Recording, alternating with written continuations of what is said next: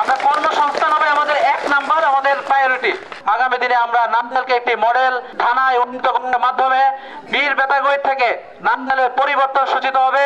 কি সমস্যায় বর্তমানে আপনারা আছেন এটা আপনাদের কাছ থেকে আমরা একটু নোট করে নিয়ে যাব। আজকে নান্দাইলের প্রশাসনের কি অবস্থা, কি দুর্নীতি, কি চাঁদাবাজি, এখানে কোনো কিছু গিয়ে আমাদের লোকজন পায় না। সাধারণ মানুষের কোনো অধিকার এখানে নাই।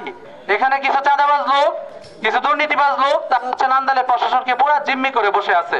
দেশ যখন একটি সংস্কারের মাধ্যমে গরিবের হক প্রতিষ্ঠা করার জন্য, সাধারণ মানুষের রাষ্ট্রে তাদের ন্যায্য পাওনা বুঝে পাওয়ার জন্য, যখন আমরা রাষ্ট্রকে একটি সংস্কারের মাধ্যমে সাধারণ মানুষের অধিকার প্রতিষ্ঠা এবং স্বৈরাচার যেন বাংলাদেশে আর কোনোদিন প্রতিষ্ঠা হতে না পারে সেই দিকে যখন যাচ্ছি, তখন আমরা দেখতেছি বিভিন্নভাবে এই সংস্কারের বিপক্ষে অবস্থান নিচ্ছে বিভিন্ন দল।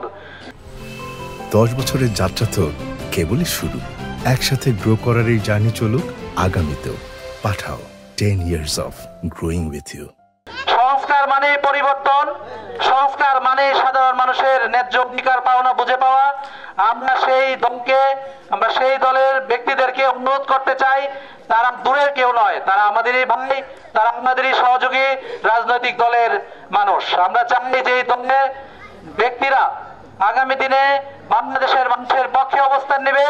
আগামী দিনে বাংলাদেশের সাধারণ মানুষের জন্য যে পরিবর্তনের আকাঙ্ক্ষা নিয়ে আমাদের ছাত্র জনতা রাজপথে নেমে এসেছিল, সেই পরিবর্তন বাংলাদেশে হবে। সেই জুলাই সনদের পক্ষে সারা বাংলাদেশের আপামর জনতা আগামী দিনে ব্যালট বিপ্লবের মাধ্যমে জুলাই সনদের যে সংস্কার, সেই সংস্কারকে বিজয়ী করবে ইনশাআল্লাহ।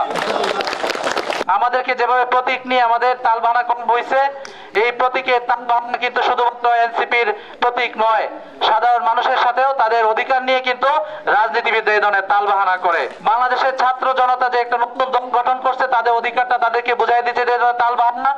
আগামী দিনে আমরা আমাদের শাপলা প্রতীক যেভাবে আমরা আদায় করার জন্য আমরা শক্তিশালী ছিলাম, আমরা দৃঢ় পদে আমরা সামনের দিকে এগিয়ে আজকে প্রতীক আদায় করার জন্য আমরা যেভাবে শক্ত অবস্থানে আছি, আপনাদের 1 নং বীর বেতাগোই ইউনিয়নের সাধারণ মানুষের, দরিদ্র মানুষের, ছাত্রছাত্রীদের অধিকার আদায়ের জন্য আমরা মুষ্টিবদ্ধভাবে, একতাবদ্ধভাবে আপনাদের পাশে থেকে আমরা লড়াই চালিয়ে যাব।